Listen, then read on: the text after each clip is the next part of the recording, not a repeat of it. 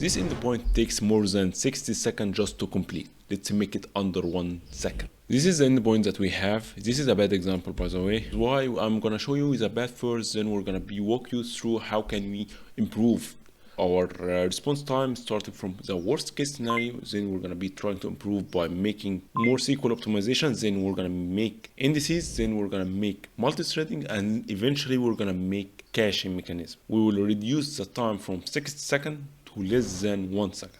I'm gonna show you how in this video. So here we're loading the dashboard, and basically our dashboard is just orders. That's basically what we do. So if you notice, this is a method that has all the necessary data that we take some kind of total amount or the total number of orders, and we have so many statuses here, so like created, confirmed, completed, and if you have noticed, all of them uses the same method. So one way of thinking is one way to think about this, you don't really need to go to the database every single time. What we need to do is to combine all this kind of common parts and make it just one time. Go to the database, get whatever you want one time, instead of just going so many round trips to the database, getting some kind of data that you can have taken just by going one time. This is one way to optimize, and this is what we're gonna be doing. So also we have a couple of other methods that we use just to make some more queries which are related to the count status. Also in the count in the SQL statements that we use currently, as of now, we're using a materialized view, and we're using the inner SQL, which isn't really optimal, but sometimes necessary. So in our case here, is it really necessary? What we want here is that first, we're making inner query. We're order by creating it. This means we're sorting everything within this table, everything, and then we're gonna store it in materialized view called sorted all.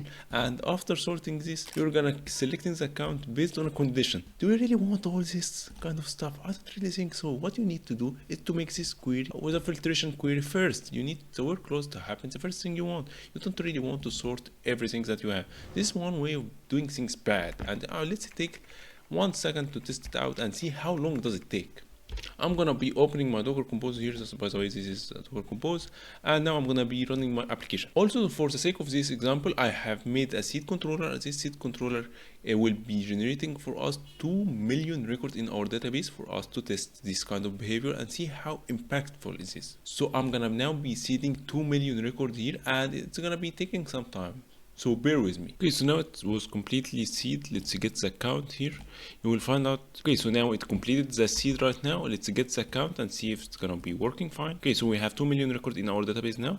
Let's jump into action and see how long it's gonna be take to make our query here.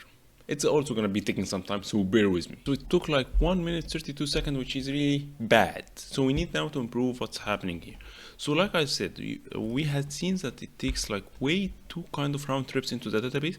So I have each of those branches is one improvement. So one is using a less round trip. So basically you don't really need to go to the database as many as you're expecting. So I'm gonna be showing you the differences here. So what happened, instead of going to all this kind of amount of round trips, what we do is just basically, hey, you're gonna be aggregating just one time. This aggregation takes all whatever you want in one single time. This is a whole different improvement here. And instead of using, hey, you're using materialized view, we're not gonna be using materialized view. Why? Because it's pointless in our case. You don't really need also to sort at first. What you're gonna need, you need the filtrations that's gonna be happening, and that's basically it. You don't need the sort, you don't need anything. So that's basically what we're gonna be doing, and let's see how improvement had happened just by changing this kind of ordering and this kind of behavior. And instead of going to the database so many times, you just go little bit of like the total was like 4 times. Yeah, this time was only going to the database 4 times. And let's see this kind of improvement. Previously was taking 1 minute 32 seconds, and now it takes 790 milliseconds, which is really nice. But there is also a better area. Let's run it a couple of times to see kind of ranges. Like this is 565, so, and another one is 500. This is really low, but we also need to be even better. So let me show you an even better. I have noticed, by the way, we're using some kind of statuses here. We have 7 different statuses, and we're using created ads. So one way, a really good way in order to optimize when we have many different data, is using indices. But since unfortunately status here is kind of hard coded 7 values here, so our index basically will have 7 branches to split the database at, which is the 7 statuses that we have. So you might be wondering, if we introduce index here, would it really help us here? Let me say it might help, it might not, depending on how the data set was split at. but I believe it's gonna be helpful regardless on the long run. So basically, if you have like 100 million records in your database and you wanted to split it, I believe it's gonna be beneficial to split it. Why? Because instead of sequentially scanning through like 100 million records, you're gonna be splitting it across the different statuses that we have, and you will have like whatever status that you want. So if, for example, the confirmed was 100k, you're gonna be searching within this confirmed, which is 100k. That was just an example. In addition to our indices here, we have a range index, so we can also use the created at in our index. So I believe also it's gonna be beneficial. So having index here isn't really bad, because it's gonna be taking some kind of storage, I believe. So yeah, but it's not really a bad. I feel like it's gonna be beneficial in our case here. So maybe I'm wrong, let's try it out. Okay, so I have decided to create a couple of indices here. I have used the leftmost equality, then range. So we're using equality on the first left column, and then we're using the range. This is what I'm talking about. So the status on the left side, the range which is created at on the right side. This is also one rule in Postgres and in many other databases, such as, for example, Mongo. It uses like the equalities and range, and then something else that I can't remember now. But yeah, those are the indices that I have used, and let's rerun our application and see how it's gonna be affecting the response. Previously it was taking like 500 milliseconds after the indices. Okay, so now the indices are created. Now let's rerun. It was taking like 500 milliseconds, so now we're gonna run it, I think, again, and after running it, it is now 951. Let's run it one more time. 800 milliseconds. So we believe it's kind of similar time. Now it's like 680. It's kind of similar. It didn't really make any impact. So now we need to understand what happened. So I had made this explain analyze because I want to understand what on earth is happening. So let's take this, for example, like core aggregate. So what happens here? This is execution time. It took like 106 to calculate the aggregation method that we had used. So let's see, does it really use index or not? This is the index conditions that was used. There was index search, and the index search was using the created at. So basically it took this index, made the index condition more than this range, less than this range. So it had used the created at in our index here, and after taking it, what happened else? It's gonna made a parallel bitmap heap scan. So after this index, it made a sequential scan on the heap result in order to find what we want to search, and this execution time took like 106 milliseconds. So in our case, the index wasn't really impactful. So what else can we do in order to improve our dashboard here? Here in our optimized order here, those are the queries that we have now as we are using indices. And if you notice, I have a question here. Does all of them depend on each other or not? The answer would be no. You don't really depend on each other. So this can run on its own, this one can run on its own, this one also can run on its own. Since we have this option, why don't we think of multi-threading? Why not we just try multi-threading? Each thread does this kind of execution on its own.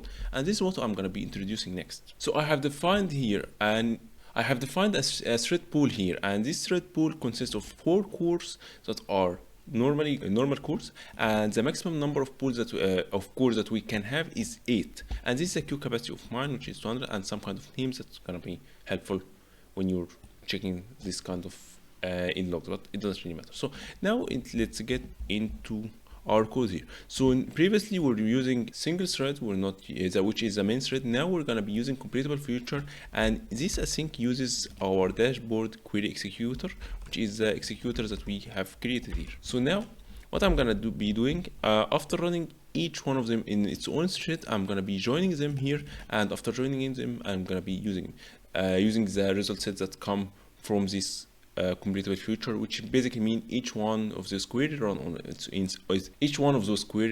its own separate thread, and we're gonna be taking the result and let's see, does it really help us or not. Okay, so application has started. Let's rerun. Previously it was taking like what, 600 to 900 milliseconds. Now let's see how long does it take. It took now 1.11 milliseconds. This is more than before, but now it's gonna be 230. Okay, so basically maybe for the first one it took like more than expected, but the later time it is now 250, 300. So it takes very little, like less than 400 milliseconds. This is amazing. So we have done really good improvement, but do you think that's enough? The dashboard doesn't change every single minute, doesn't change every single second. Dashboard is something that is a dashboard, so you can update it like every couple of, this gives me like, why not we use cache? We just cache the result one time, and every time we go to this API, we get the result from cache. This means we're gonna be saving up so many time. I'm gonna be using Spring Caffeine, by the way. I mean Caffeine Cache, and this is the configurations that we have.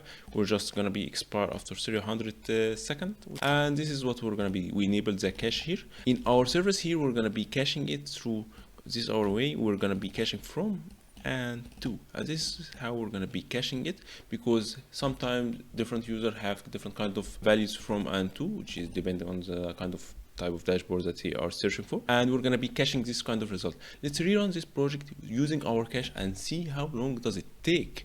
Previously it was taking like 264, around 300, maybe like less than 400. Let's rerun it and see how it's gonna be impacted. The first request is not cacheable. We're gonna be, but since we're gonna be using single source of truth, which is our cache, it should be the first request is gonna be taking like this kind of range, but the next and third and more, and as many requests as you want after the first one, it should be less than the first one. So let's rerun this one and see. Hopefully it will gonna be working. Okay, so first one is gonna took 840 seconds, for 840 milliseconds, which is a lot. I'm not gonna be lie. This is a lot. So let's rerun again. It's 327. So it took, it's the similar time as before. So the cache isn't really making any sense here.